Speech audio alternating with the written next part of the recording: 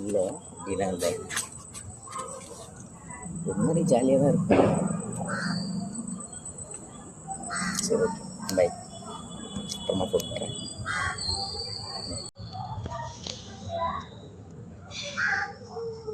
Hi. இப்போது நம்ம கூட இருக்கிற ஆப்போசிட் ஜெண்டர் இருக்காங்கல்ல, அதாவது பையனாக இருந்தால் பொண்ணு, பெண்ணாக இருந்தால் பொண்ணு, அந்த மாதிரி இருக்கும்போது அவங்க கூட அவங்க என்ன நிறைய தப்பு பண்ணுவாங்க, நிறைய நல்லதும் பண்ணுவாங்க. அப்படி எந்த தப்பு வரைக்கும் அவங்க கூட இருக்கலாம், எந்த டைமில் அவங்க விட்டுட்டு விலகி போயிடலாம் அப்படின்ற மாதிரி உங்களுக்கு ஈஸியாக கண்டுபிடிச்சி ஃபைன் பண்ணி அந்த ரிலேஷன்ஷிப்பில் இருக்கலாமா வேணாமான்னு யோசிக்கணும். ஒரு சில ட்ரிக்ஸ் ஒன்று சொல்கிறேன். இந்த பீப்புள் டாக்கிங், நீங்கள் பேசிகிட்டு இருக்கீங்க, நீங்கள் ஒருத்தர்கிட்ட புதுசாக ரிலேஷன்ஷிப்பில் போவீங்க அப்படின்னா அவங்க கான்டாக்டை நீங்கள் சேவ் பண்ணுவீங்கள, அப்படி அவங்க பேர் போட்டு சேவ் பண்ணுற இடத்துல ஒரு 4-5 ஆட்டு போட்டு சேவ் பண்ணிக்கோங்க. இன்கேஸ் அவங்க மேலே நீங்கள் ஒரு தாராள மனசு அதிகமாக இருக்குது அப்படின்ற மாதிரி நீங்கள் நினச்சிங்கன்னா இன்னும் ஒரு 4-5 ஆட்டு சேர்த்து போட்டுக்காங்க. இப்படி நீங்கள் அவங்களோட ட்ராவல் பண்ணுறீங்களா, டே பை டே உங்களுக்கு ஒவ்வொரு கட்டத்தில் முடிவாகும். இஸ் நாட் த ஒன்றா, ஷீ இஸ் நாட் த ஒன்று அப்படின்னு உங்களுக்கு தோணும். அந்த மாதிரி டைம் அவங்க நிறைய தப்பு பண்ணுவாங்கல்ல, அந்த மாதிரி டைம் அதிலேருந்து ஒவ்வொரு ஹார்ட்டை நீங்கள் குறைச்சிக்கிட்டே வாங்க.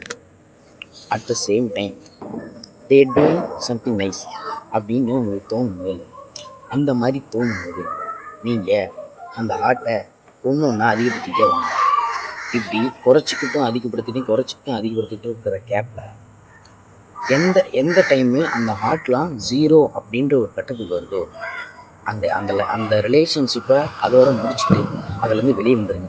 அப்போவே உங்களுக்கு ஒரு ஐடியா வந்துடும், இந்த ரிலேஷன்ஷிப்பு நம்ம இதோட நிறுத்திக்கிறது தான் நமக்கு நல்லது அப்படின்ற மாதிரி ஒரு யோசனை வரும். அந்த இடத்துல விட்டுட்டு அங்கேருந்து விலகி போயிடுறது தான் உங்கள் லைஃபுக்கும் உங்களோட ஃப்யூச்சருக்கும் எல்லாத்துக்குமே முக்கியமானது ஒன்று. ஏன்னா மென்டல் ப்ரெஷரை இங்கேருந்து நம்ம ஹேண்டில் பண்ணுறோம். நம்ம ஒர்க் ஸ்ட்ரகில் எல்லாமே பிளான் பண்ணி எல்லாம் பண்ணிக்கலாம். பட் உங்களோட லைஃப் பார்ட்னரை சூஸ் பண்ணுறதுல இந்த மாதிரி உங்களுக்கே நீங்கள் அதை ஒரு எக்ஸாமினேஷன் பண்ணி தான் தெரிஞ்சுக்க முடியும். ஸோ வாழ்க்கை ஃபுல்லாக பொறுத்துக்கிட்டே வாழ முடியாது.